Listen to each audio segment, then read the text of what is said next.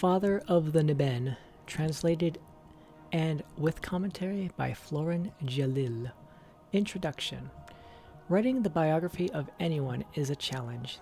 Usually the problem lies in assessing one's sources, comparing the prejudices of one chronicle versus another. Wahan Jarth, I have been told, in writing his well-regarded series on the Wolf Queen of Solitude, used over 100 contemporary narratives. I cannot complain about my task having a similar issue. There is but one record of the man called Topol the Pilot, the earliest known Aldmer explorer of Tamriel. Only 4 short verse fragments of the epic Father of the Niben have survived to present day, but they offer an interesting, if controversial, look at the Middle Merethic era, when Topol the Pilot may have sailed the seas around Tamriel. Though Father of the Niben is the only written record of Topol the Pilot's voyages, it is not the only proof of his existence. Among the treasures of the great crystal tower of Somerset Isle are his crude but fascinating maps, his legacy to all Tamriel. The translation of the Aldmeri Odhendra Nebenu, Father of the Niben, is my own, and I accept that other scholars may disagree with some of my choice of words. I cannot promise my translation lives up to the beauty of the original. I have only strived for simple coherence. Fragment 1. Second ship, the Pasquiniel, manned by pilot.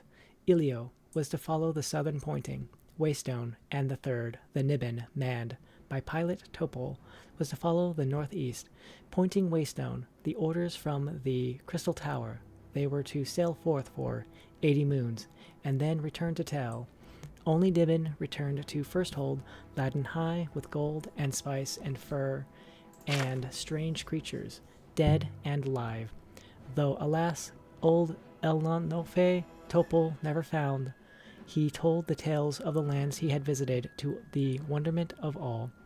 For 66 days and nights he sailed over crashing waves of dire intent, past whirlpools, through mist that burned like fire, until he reached the mouth of a great bay, and he landed on a sun-kissed meadow of gentle dells. As he and his men rested, there came a fearsome howl, and hideous orcs streamed forth from the murky glen, cannibalistic teeth clotted with gore. For centuries, strange crystalline balls were unearthed at the sites of ancient Aldmer shipwrecks and docks, peculiar artifacts of the Merethic and Dawn eras that puzzled archaeologists, until it was demonstrated that each had a tendency to rotate on its axis in a specific direction. There were 3 varieties, one that pointed southward, one that pointed northeast, and one that pointed northwest. It is not understood how they work, but they seemed attuned to particular lines of power. These are the waystones of the fragment, which each of the pilots used to point their craft in the direction they were assigned to go. A ship with a name not mentioned in the fragment took his vessel northwest, towards Thras and Yakuda. The Pasquianiel took the southern waystone, and must have sailed down towards Piandonia. Topol and his northeast waystone found the mainland of Tamriel. It is clear from this fragment what the 3 ships were assigned to do: find a passage back to old Elnofe, so that the Aldmer now living in Somerset can learn what became of their old homeland. As this book is intended to be a study of Topol the Pilot, there is scarcely room to dedicate 2 different theories of the Aldmeri exodus from old Elnofe. If I were using this poem as my only source, I would have to agree with the scholars who believe that in the tradition that several ships left old Elnofe and were caught in a storm. Those who survived found their way to Somerset Isle, but without their waystones they did not know what direction their homeland was. After all, what other explanation is there for 3 ships heading in 3 opposite directions to find a place? Naturally, only one of the ships returned, and we do not know if either or both of the other 2 found old Elnofe, or perished at sea or at the hands of the ancient Piandonians, Slode, or Yokundans. We must assume, unless we think the Aldmer particularly idiotic, that at least one of them must have been pointing in the right direction. It may well have been Topol, and he simply did not go northeast far enough. So Topol, setting sail from First Hold, heads northeast, which coincidentally is the longest one can travel the Abessian Sea without striking land of any kind. Had he traveled straight east, he would have struck the mainland somewhere in what is now the Colovian west of Cyrodiil in a few weeks. Had he traveled southeast, he might have reached the hump of Valenwood in a few days. But our pilot, judging by his own and our modern maps, sailed in a straight line northeast, through the Obessian Sea and into the Iliac Bay, before touching ground somewhere near present-day Anti-Claret in 2 months' time. The rolling verdant hills of southern High Rock are unmistakably in the verse, recognizable to anyone who has been there. The question, of course, is what is to be made of this apparent reference to orcs occupying the region. Tradition has it that the orcs were not born until after the Aldmer had settled the mainland, that they sprung up as a distinct race following the famous battle between Trinimac and Boethia at the time of Resdain. It is possible that the tradition is wrong. Perhaps the orcs were an aboriginal tribe predating the Aldmeri colonization.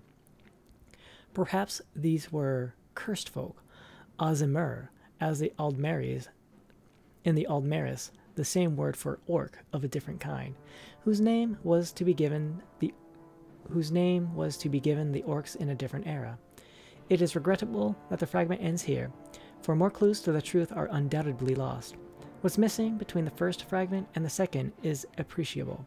It must be more than 80 months that have passed, because Topol is on the opposite side of mainland Tamriel now, attempting to sail southwest to return to First Hold after his failure at finding old Elnofe. Fragment 2.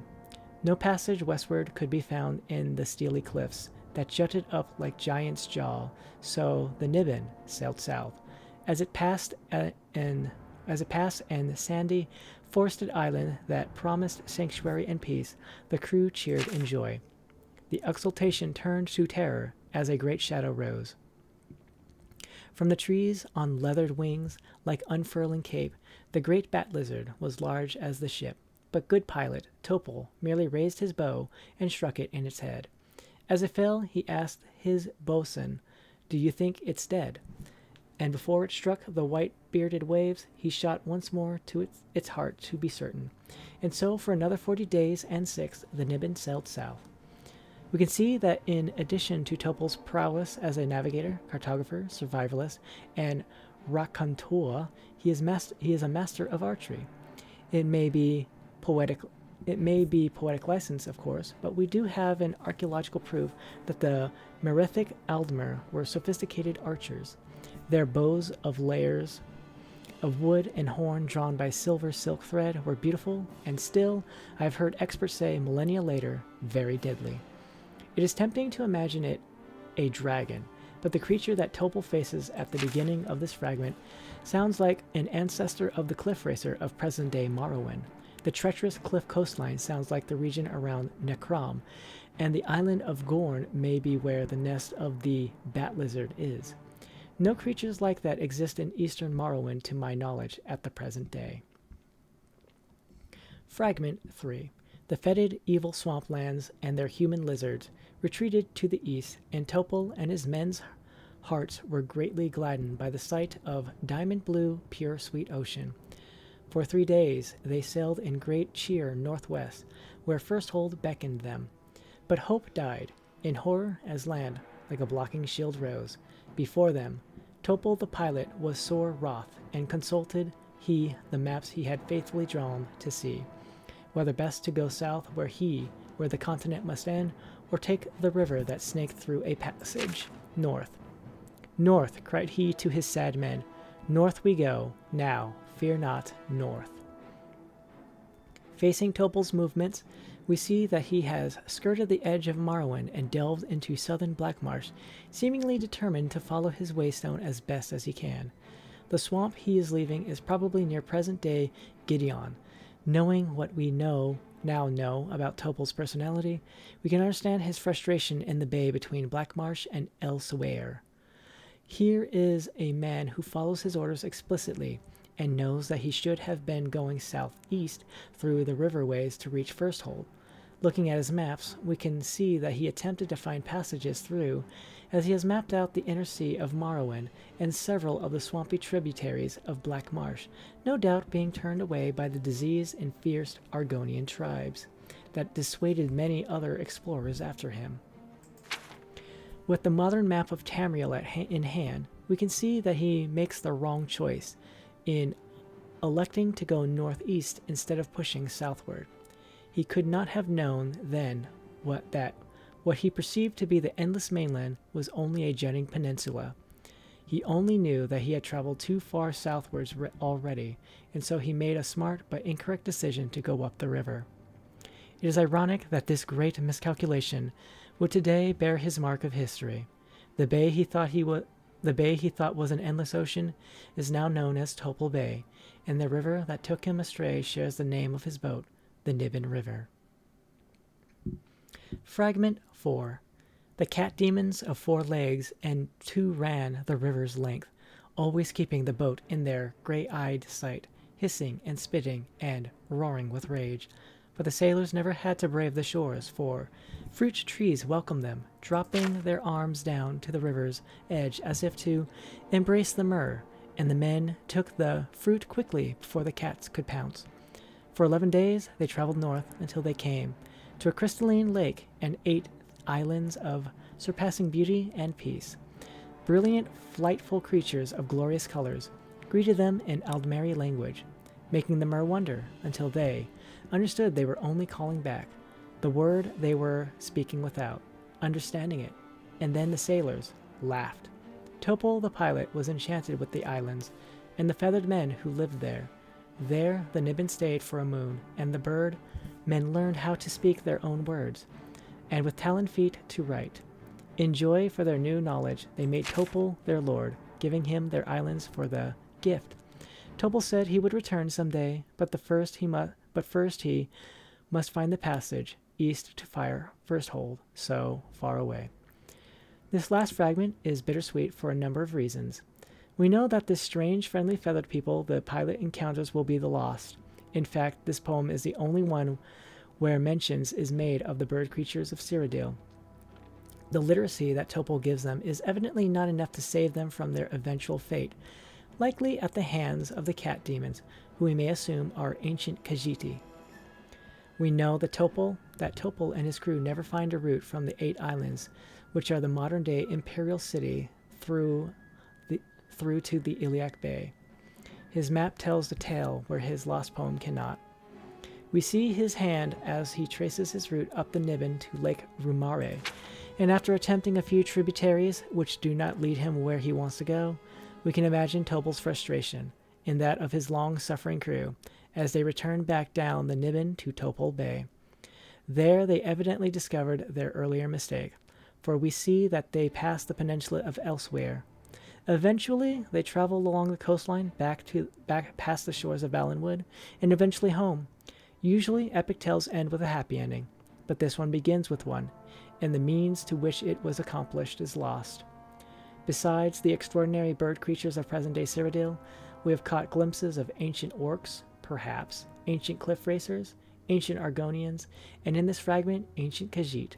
Quite a history in a few lines of a simple verse, all because a man failed to find his home and took all the wrong turns to retrace his steps back.